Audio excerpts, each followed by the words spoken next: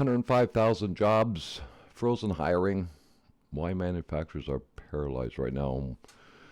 I want to talk about something that doesn't come up a lot and discussed in the trade channels, but the human side of what's happening right now. Over 105,000 Canadians have lost manufacturing jobs in 2026, and the business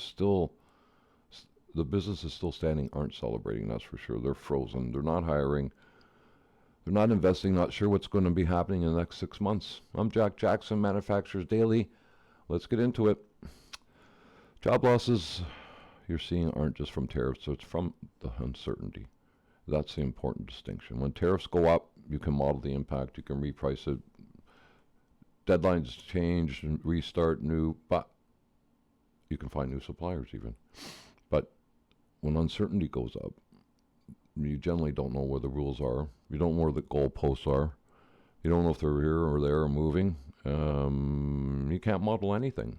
It's the uncertainty. If bad news is bad news, you can deal with it. I've been in business and you go, okay, we just lost one of our best customers. Okay, our supplier went out of business. Okay, our prices went up. But when you don't know what the future holds on anything, it's very difficult to do. So you freeze. And freezing isn't good. Now you don't have any investments or help from your employees, and the next thing you know, we're all frozen looking at each other and nothing happens.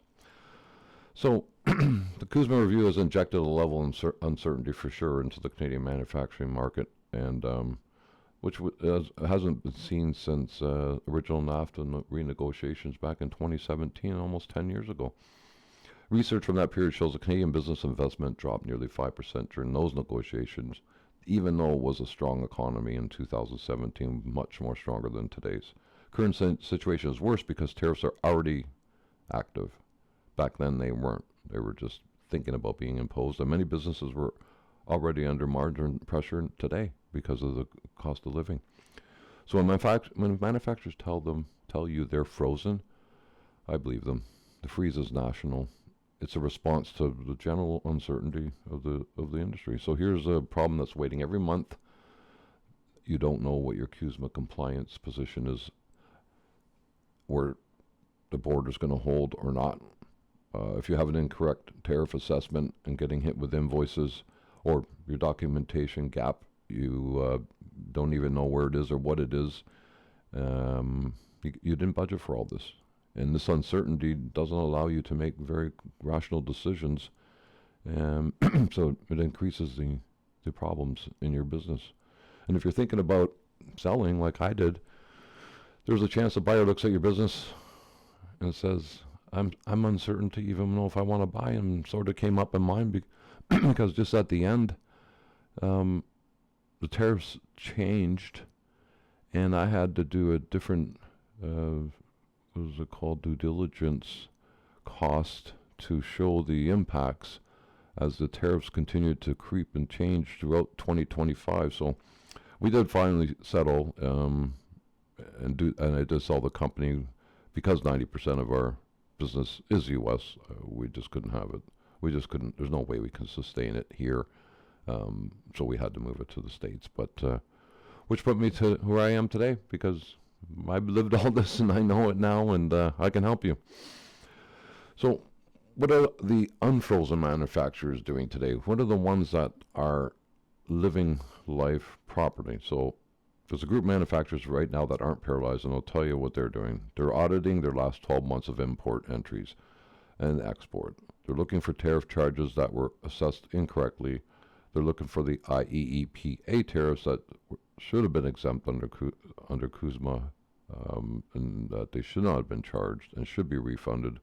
They're looking for the certificates of origins and getting them in order so that they have them ready and updated in case anything hits the border.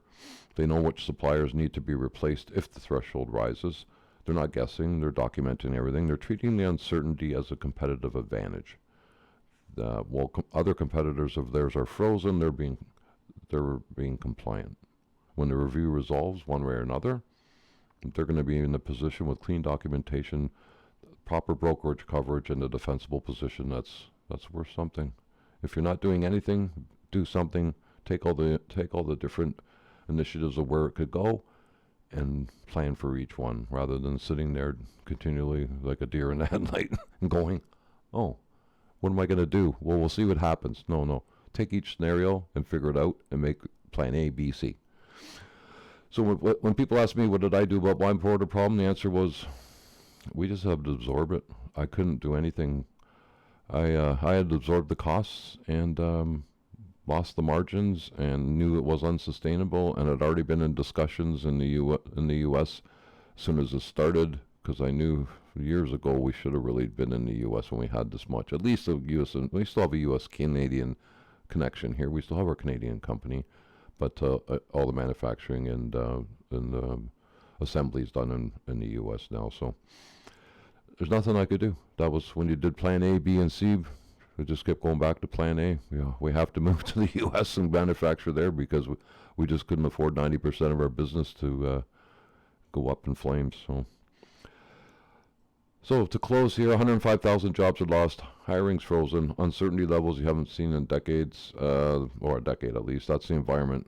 You didn't create it, and you can't control the decisions. But what you can control is your compliance position, your documentation, your readiness for whatever comes out of July 1st. That's a smart way. Let's get you started there. Give me a call. I'll talk to you for 30 minutes in free consultation. We can get your plan, thoughts of plan A, B, C, so you can lay them out and at least make an educated decision, so that when you go to bed at night, you know that you got some plans. That's the best way. Anyways, it's Jack Jackson, Manufacturers Daily. Thanks again for listening. We'll see you on the next one.